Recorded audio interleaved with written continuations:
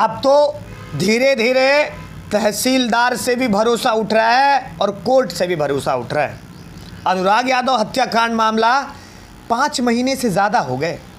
न्याय की तो बात छोड़िए, तहसीलदार साहब उसी दिन गायब रहते हैं जिस दिन अनुराग यादव की केस रहती है।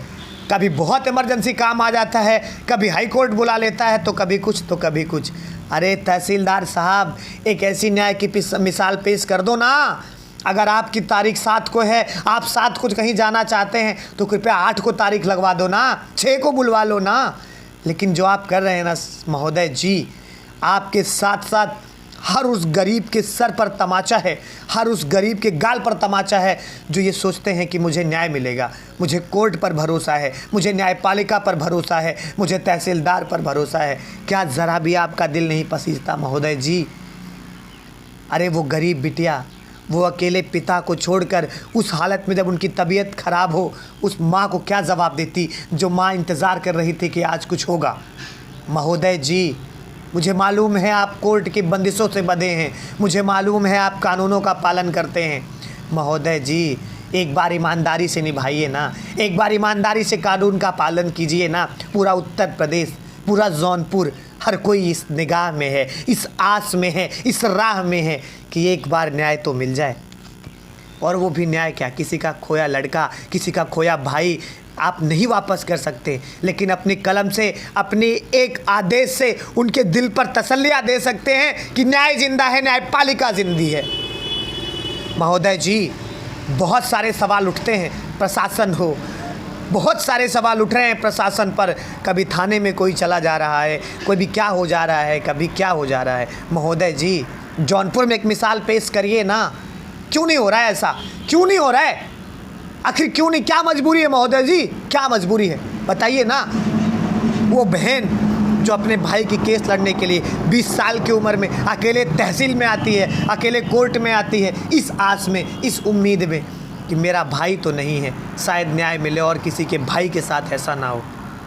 और महोदय जी, अफसोस कि आपको उसी दिन काम रहता है। मैं माना कि आप कोर्ट की बंदिशों से एकदम से पस्त हैं, मैं माना कि आपको नियमावली देखनी पड़ती है, मैं माना कि आप संविधान के तहत चलेंगे, लेकिन महोदय जी, क्या ये आपका संविधान कहता है कि एक गरीब, एक लाचार, एक बेसहारा माँ, एक लाचार पिता, एक गरीब बिटिया आपके चौखट पर आए और वापस बिना खाली हाथ चली जाए? ये लगातार 5 महीने से हो, क्या ये ठीक है? महोदय जी, मुझे सवाल आपसे है, और ये सवाल मेरा नहीं, ये सवाल तमाम देख रहे दर्शकों का है जो इस चैनल के माध्यम से जुड़े हैं, जो अनुराग यादव को न्याय दिलाना चाहते हैं। दोस्तों, आप कमेंट करके बताइएगा आपका सवाल है कि नहीं, ये है कि नहीं। और तो और मुझे तकलीफ़ तब हो जाती है महोदय जी, जब एक गरीब न्याय को तरसता हो और एक अमीर 2 महीने 2.5 महीने के अंदर बेल उनकी फ़ाइनल हो जाती है और वो जेल से रिहा हो जाते हैं। महोदय जी, कहाँ है आपका न्याय? और ये नेता और ये विधायक और ये चंद लोग, बहुत कुछ कहना है, लेकिन ऑन माइक, ऑन कैमरा बहुत दब के रहना पड़ता है, कुचोलता है यहाँ यार। अगर न्याय की बात करो, कहाँ चले जाते हो यार? वोट लेना हो, मतदान लेना हो, पार्टीवाद करनी हो, जातिवाद करनी हो, तो आप सबसे पहले आते हो, और इसी गरीब जनता की सारी चीज़ वोट लेकर और आप इन्हीं को भूल जाते हो।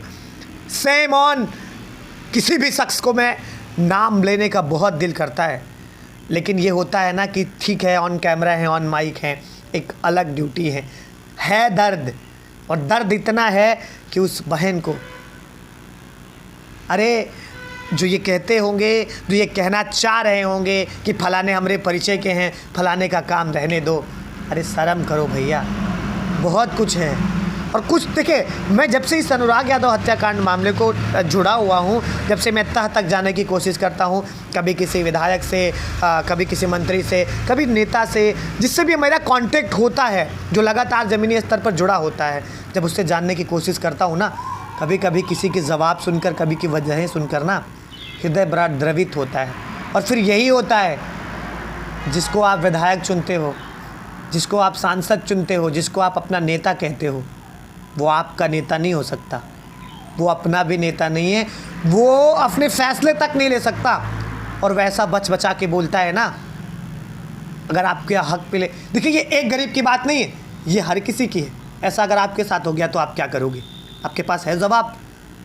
देखिए मैं तो आवाज़ उठाऊंगा, मेरा तो काम है सवाल पूछना, मैं एक आम जनता हूँ। अगर आप मुझे मीडिया समझते हैं ये आपका बड़प्पन है, लेकिन मेरे जो सवाल हैं वो सवाल आप तक पूछे जाएंगे और आपका दायित्व है कि सवाल को और दूर तक ले जाया जाए, आपकी आवाज़ को और उठवाया जाए। चैनल को सब्सक्राइब करके, कमेंट करके मुझे हौसला देके और ये कहने की, मैं तो ये साफ बोलता हूँ, किसी के यहाँ भी कोई घटना हो, कोई भी ऐसी चीज़ें हो जो सर्टिफाइड हो, जो रियल हो, मुझे बताओ।